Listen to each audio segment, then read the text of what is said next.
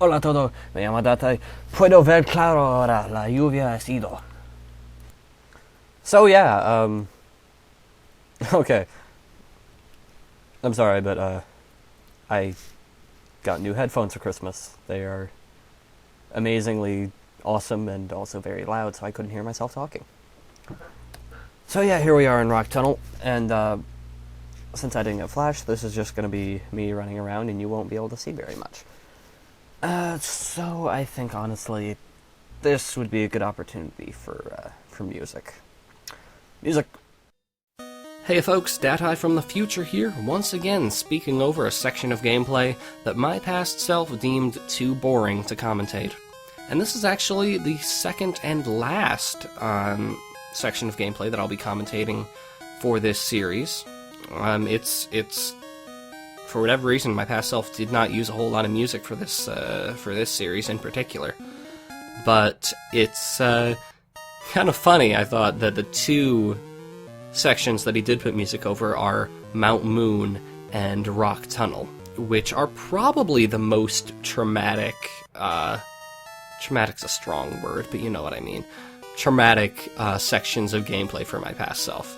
Because even though Sylph Corporation is probably more confusing, I had a lot more fun doing it and don't have negative thoughts associated with it.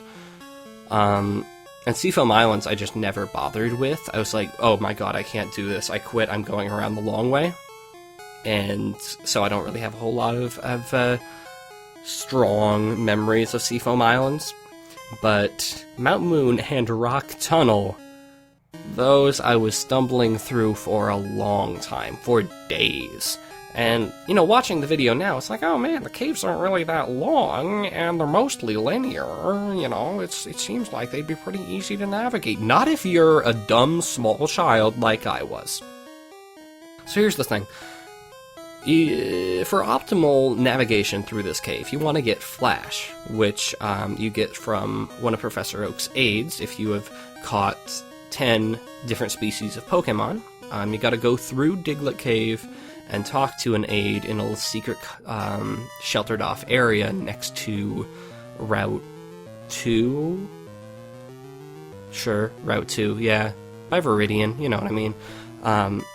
You get that, you teach it to somebody, you use it, and suddenly you can see your character and all the other trainers in the dungeon, and the floor isn't a black abyss.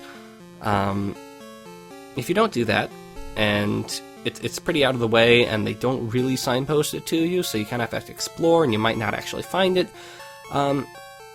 you stumble through the dungeon in the dark. And that is really, really hard on a Game Boy Color with no lighting, because back in the day, portable gaming systems didn't have like backlights or front lights or any sort of lights. They just displayed the pixels, and it was really dim, and it was like, you know, if the sun was coming through the car window, because you would play it on car trips, it was like, oh my god, I can't see anything, this is impossible.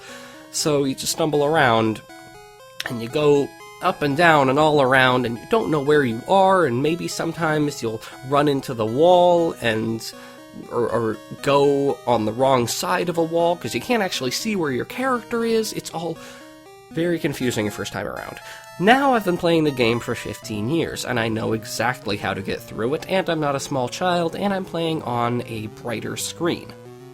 Back in the day, oh my gosh, this was a gnarly dungeon to get through.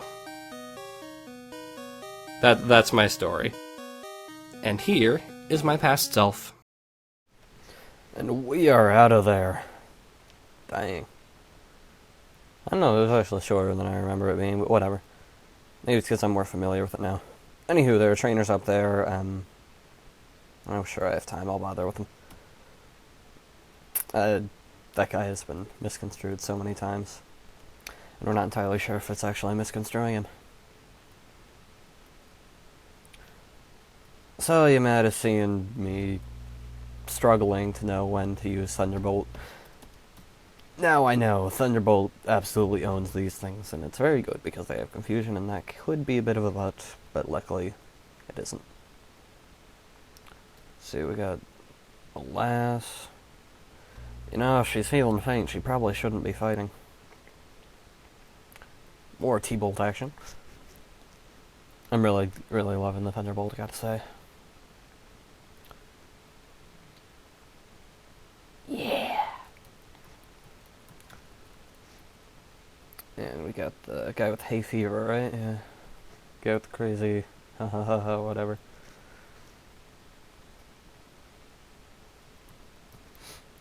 And I really like the fact that I can one-hit KO those dudes. Geo dudes.